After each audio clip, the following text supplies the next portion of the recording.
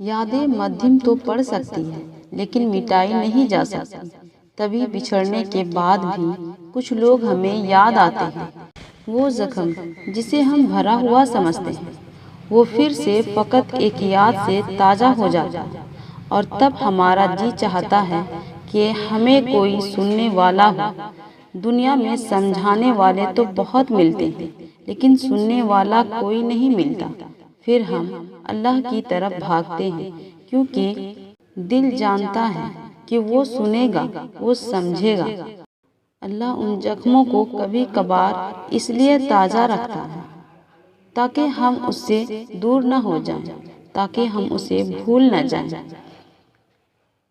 اور جانتے ہو، وہ تمہارے زخموں کو تازہ تب رکھتا ہے جب وہ تم سے راضی ہو جاتا ہے، کیونکہ اسے تمہارا پکارنا، اس سے بات کرنا، اس سے لاڈ کرنا پسند آ جاتا ہے۔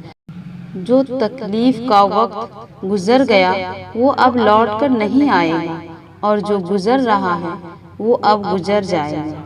یہ وسوسے، یہ خوف، یہ تنہائی کی کیفیت، یہ سسکیاں بس ایک غرقناک خیال اور لمحے سے زیادہ کچھ بھی نہیں۔ تو کیا ہوا اگر وہ نہ ملا جو تمہیں چاہیے تھا؟ تو کیا ہوا اگر کچھ خواب ادھورے رہ گئے؟ تو کیا ہوا اگر کچھ لوگ بچھڑ گئے؟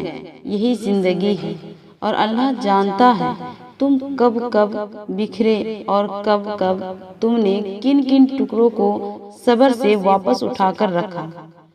ایک ٹھوکر پہ تو قصہ ختم نہیں ہوتا۔ چلو اٹھو، دیکھو زندگی پڑی ہے۔ ابھی دیکھو تمہیں کیسے تمہارے رب نے سنبھال لیا ہے۔ دیکھو کیسے کیسے وہ تمہارے معاملات سنوارتا ہے، کیسے وہ جذبات کی خودداریوں پہ پردہ ڈالتا ہے۔ نہ اپنے لیے نہ کسی اور کے لیے، تم اللہ کے لیے جیو جس نے تمہیں یہ زندگی دی تحفے میں۔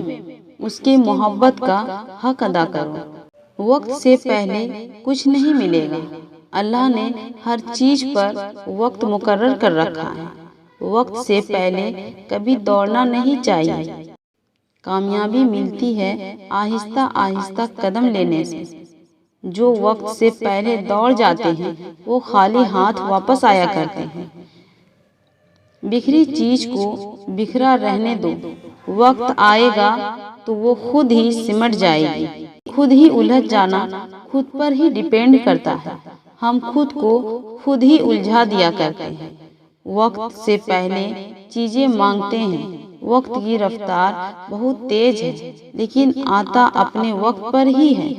انسان کا اختیار کسی چیز پر نہیں ہے، اس کے پاس ایک نعمت ہے اور وہ ہے صبر۔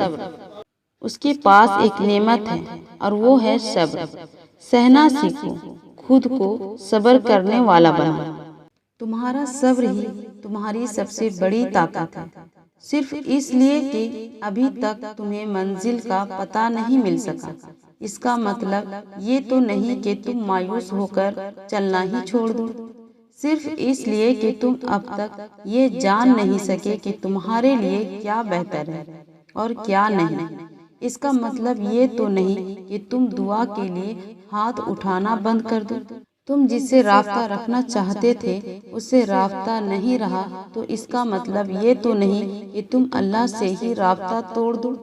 امید انہی کے لیے ہے جو یقین رکھتے ہیں، اور مایوسی انہی کے لیے ہے جو انتظار نہیں کرتے۔